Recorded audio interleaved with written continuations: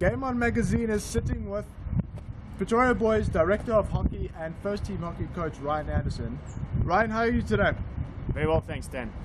Great. Ryan, we're here to chat about the monumental change that we've seen in Pretoria Boys hockey. Pretoria Boys, they've always done well as a hockey school, but never been considered a hockey school, if I could put it that way, if you compare it to the likes of Maritzburg, Westville and Wynberg Boys down in the Cape. Ryan, you are from St. Albans. You went to school there and you taught there for a while. Then you went overseas and have come back to Pretoria Boys, have come back to Pretoria and are now working at Pretoria Boys. How did that gig come about? Were you approached by the school? Yeah, to cut a long story short, to be honest, Con Purchase, who's one of the deputy heads here, who's newly appointed from JEPI, he chatted to me one day in conversation, and obviously I said to him that I would be interested in an opportunity to a change, and those conversations, they merely started as just a conversation between myself and him having a cup of coffee, and then they gradually got a little bit bigger, and we've had further discussions and further conversations, and I then met the headmaster and chatted briefly, and he kind of asked me where I wanted to go in my career and what I thought I could do differently at Boys High and where I could add a difference. And then probably towards the middle of August last year, they offered me the position as director of hockey as the primary focus. Then and obviously to teach as well. In the classroom, I teach a small timetable of EMS to grade 8s and 9s, but I'm also heavily involved from a cricket perspective, where I coach the under 15 cricket side at the moment. Right, before we touch on what you're actually doing at Pretoria Boys within hockey, let's talk about your hockey past. I mean, you've been involved in all levels of the game since your school days. How did you get involved in hockey? I was brought up in it was then Eastern Transvaal, now in Mpumalanga in Nelspruit, and I played. I used to play a lot of men's league there where I was at school. I used to play as a school team in the league, so I was brought up kind of on the grass fields in Nelspruit, and through my dad, through my late father, who played hockey at quite a high level, I obviously learned to trade there, and then I kind of gradually developed and obviously got in from a playing perspective, and obviously came to school in Pretoria and played at quite a high level at school level, and then I played a season or two in the UK straight after school, and then played down at was then UPE's, now Nelson Mandela Metropolitan University.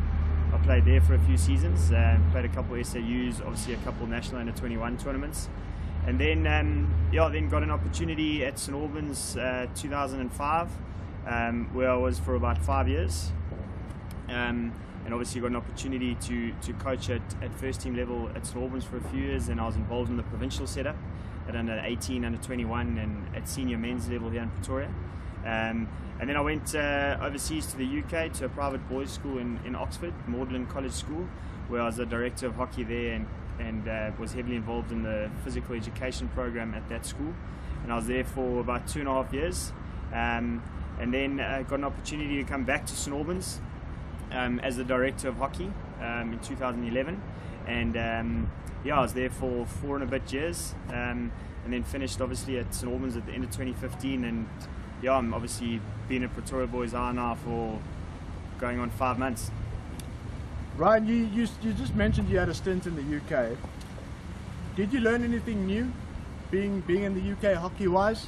I think what was different in the UK was purely the fact that obviously most private schools there they work on a 3-term system, and what was very nice there is that you got to deal with all kids, so everybody played every sport. So when it came to rugby season, everybody played rugby. So when it came to cricket season, everybody played cricket. When it came to hockey, everybody played hockey. So you had the opportunity, and you were able to choose from the cream of the crop. So you could pick your 11 or 14 best hockey players from everyone. So a lot of times your fly half that plays in the rugby side is a natural sportsman, or your 9, your scrum half in a rugby side. So that was a really good learning curve for me, where you were dealing with a whole bunch of kids that you're not normally used to dealing in South Africa, where you obviously in South Africa the boys have to choose between either rugby or hockey or cricket or water polo. So it was great in that regard.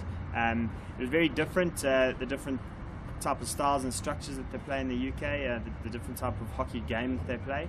But it was a good learning experience. We played against a lot of the big traditional schools in the UK, and you got an opportunity to play in a lot of the cups that they have there.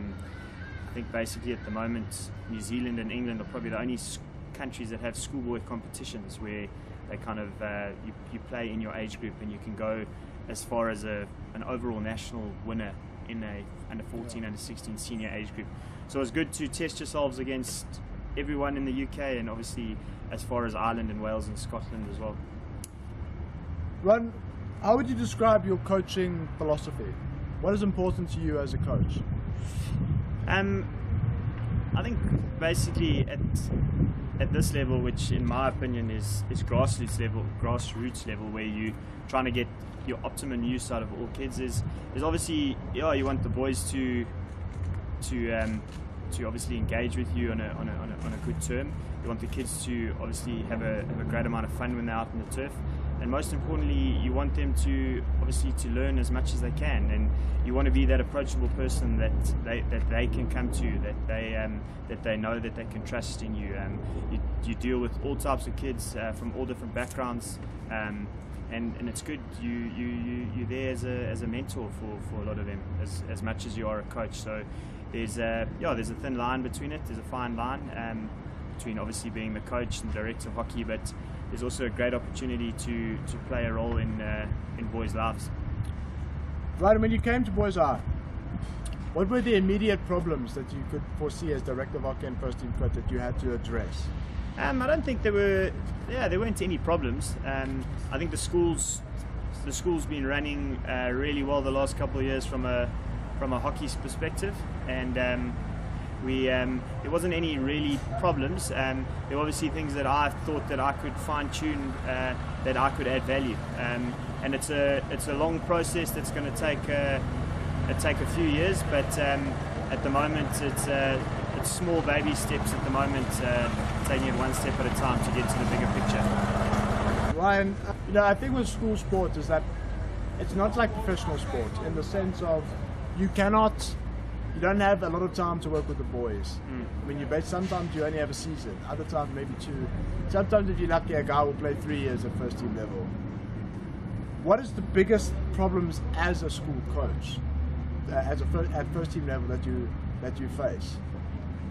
I think nowadays, especially if you take a hockey perspective, like you say, you might not, if you're really lucky, you'll get a kid for 3 years, 2 years, and most of the time it's 1. And I think one of the biggest problems nowadays is a lot of your boys that are playing at first team level, they specialise in other sports as well. So they might be all kind of first team cricketers, so you don't get an opportunity to see them all the time, to obviously find those skills pre-season wise, months in advance.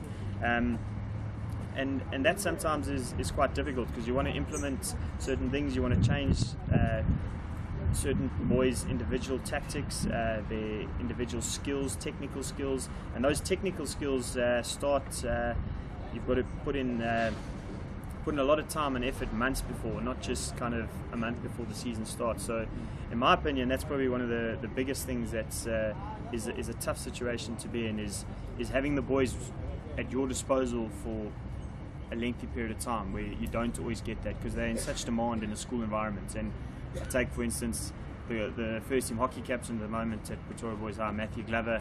He's the head boy. He's involved in squash. He's also involved heavily from a music point of view, from a cultural point of view. So he's kind of torn between a whole lot of different areas in the school, which makes it tough for him as well. Yeah. Ryan, unfortunately in South Africa we do not have a standard ranking system. We have quite a few ranking systems, but Boys High is sitting pretty in the top 5 among most of them, and have sat as number 1 already this season. But it does change a lot, that I've noticed, having followed it before we did our interview. What does that say about the strength of schoolboy hockey in South Africa? I think your schoolboy hockey in South Africa is very strong at the moment, and I think it's getting stronger and stronger every year. More AstroTurfs are being built. You take Pretoria for example. I mean, in a radius here, Pretoria Boys High, there's 5 or 6 turfs within 2-3 kilometers, and I think that's adding to it. So the strength and the competition is getting better. So there's not such a bigger gap anymore between schools. If I talk about from a ranking point of view, I think as much as the rankings are important, and it's used as a marketing tool, and it's used as a you could call it a branding tool to brand your school. I'm not 100% sure that they're 100% accurate, because not everybody gets to play every single person, every single team. Some guys might play weaker sides, some people might play stronger sides, more in, more out. But I think it does serve its purpose, and by all accounts, people follow it and are intrigued to follow it. And it's good to follow what other schools around the country are doing. I mean, we were in Cape Town 10 days ago at probably the biggest schoolboy hockey tournament in South Africa. From a school's point of view, the Nomads Hockey Festival. So it's good to play against those sides, and it's good to follow sides that you played there and see how they're doing week in, week out. And yeah, boys like to see it, and parents like to see it, and old boys like to see it. They like to see how their school's doing. Now tell me, Ryan, Boys High is, as I just said, sitting pretty in the top 5, or even the top 10 of most of the rankings. What would you put down to the success? Why is Boys High up there? I think generally, from a sporting point of view, I think there's a massive history in Boys High sport. It comes with a lot of prestige and a lot of honour. The people at first team level are very well coached. There's good structures in place. They've got directors involved in all their major sports that are trying their utmost and their best to put good structures in place. There's good coaching lower down as well throughout the age group levels, which I think is probably one of your biggest one of your most important factors, is that as much as the first team's important and everybody aspires to be a first team coach and play for first team level, if your grassroots levels aren't being taken care of, and your kids aren't being taught the right things at under 14 level, then you're going to struggle going forward. So I think that's one of the biggest things that adds to where Pretoria Boys High is from a sporting context. I think there's a proud history, that it's an old school, it's a very traditional school, and boys are proud, and they want to play for the top end of their sporting code. Well, that what you've just said now leads us into our final question. What are your goals, not just at first team level, but across the board? Yeah, I think from a hockey perspective, I obviously want to grow the game. I want to obviously expand the game. I want to try and encourage and get more of the Pretoria Boys High boys playing on AstroTurf more often. I think that's one of the biggest things. I think we've got to try and move away from playing on grass and get everybody onto the synthetic surface. And one of my biggest goals would be going forward to make sure from the bottom up over the next 3-4 years that our current groups that come into grade 8, so starting now in the current under 14 group that started now in 2016, is a very, very talented group, and to make sure that the next 2-3 years we've got a kind of a plan, a succession plan in place with regards to those younger under 14 boys coming through. Because I think if you have 3 or 4 strong years of under 14, I think you're going to reap the rewards going forward later on at first team level. Ryan, thank you so much for joining Game On Magazine today. It's been an absolute privilege talking to you and finding out a little bit more about the schoolboy hockey scene. Pleasure, thanks very much.